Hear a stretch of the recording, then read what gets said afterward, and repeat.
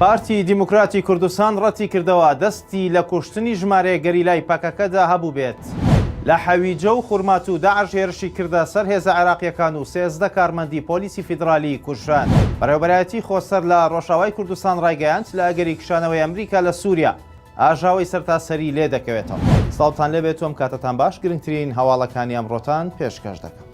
بەڕێوەبەری گشتی خانەنشینی هەرێم ڕایگەیاند لەم مانگەوە موچەی خانەنشینی پەرلەمانتەران و پلە تایبەتەکان کەم دەکرێتەوە.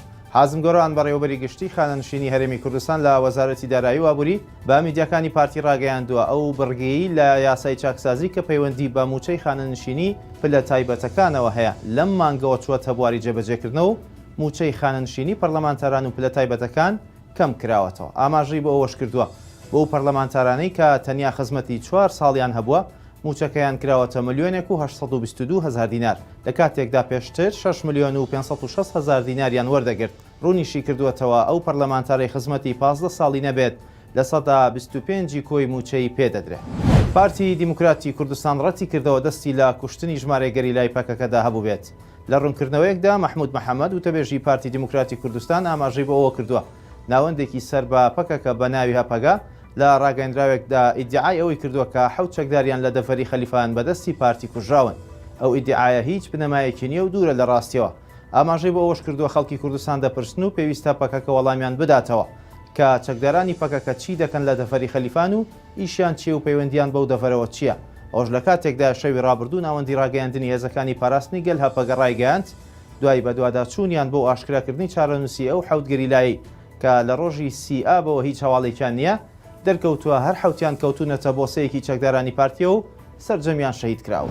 لە حەویجە و خورمات و داعش هێرشی کردە سەر هێزە عێراقیەکان و 13 کارمەندی پۆلیسی فیدرالی کوژران و 5 دیکەش بریندار بوون. سەرچاوەیەکی هەواڵی بە شارپرسی ڕاگەیان چەکدارانی داعش هێرشیان کردوتە سەر هێزەکانی فەوجی دوی لیوای 19 پۆلیسی فیدرالی لە گوندی تەلستیع سەربەناحی ڕەشاد لە سنووری پارێزگای کەرکووک و بۆ ماوەی دوو کات ژمێر شەڕ و پێکدادانی سەخت ڕوویداوە. وتیشی پێشتر چەکدارانی داعش دەوروبەری گوندەکەیان بۆم ڕێژ کردو و 2 بۆمبی چێنراو بە ئۆتۆمبیلەکانیان تەقیوەتەوە بۆیە هێزی پشتیوانی زەمینی نەیانتوانیەوە بچنە نێو گوندەکەەوە. شەوانە چەکدارانی داعش لە سنووری پارێزگای کەرکووک جم و جۆڵیان هەیە و هێرش دەکەنە سەر هێزەکانی پێشمەرگە و هێزە عێراقیەکان. ئەوش لە کاتێکدا هەردوو وەزارەتی پێشمەرگەی هەرێمی کوردستان و وەزارەتی بەرگری عێراق باز لە ڕێکەوتنیان دەکەن لەسەر دروستکردنی هێزی هاوبەش لەو سنوورە. بەڕێوەبەرایەتی خۆسەر لە ڕۆژاوای کوردستان ڕایگەیاند لە ئەگەری کشانەوەی ئەمریکا لە سووریا ئاژاوی سەرتاسەری لێ دەکەوێتەوە. بەدران چیاکورد هاوسەرێکی خۆبەڕێوەبەری ڕۆژاوی کوردستان لە لێدوانێکی ڕۆژنامەوانیدا بە پێگەی قودسی عەرەبی وتووە کشانەوەی ویلایەتە یەکگرتووەکانی ئەمریکا لە ئەفغانستان لەسەر ئاستی جیاوازنیگرانی لای هاوپەیمانەکانی واشنگتن لە ناوچەکەدا دروست کردووە کە ئەمەش دوجار سەر دەکێشێت بۆ دروستبوونی بێمتمانەی لە نێوان هەردوولا. وتوشێتی ئەگەر ئەمریکا لە سووریا و ڕۆژاوای کوردستان بکشێتەوە ئەوە ناوچەکەیان دەکەوێتە بەرهێرشی تورکیا و ئاژاوی سەرتاسەریش دروست دەبێت. چیاکورد ئاماژەیی بەوەش کردووە کە ئەو پەیامە سیاسی و سەربازیانەی لە واشنگتۆنەوە پێیان دەگات جەختکردنەوەی لەمانەوە بۆ گەرنتیکردنی سەقامگیری ناوچەکە. بە بڕیاری وەزارەتی گواستنەوە گەیاندنی هەرێم لەسەر داواکاری وەزارەتی پەروەردە هێڵەکانی ئینتەرنێت لە هەرێم ڕادەگیرێت.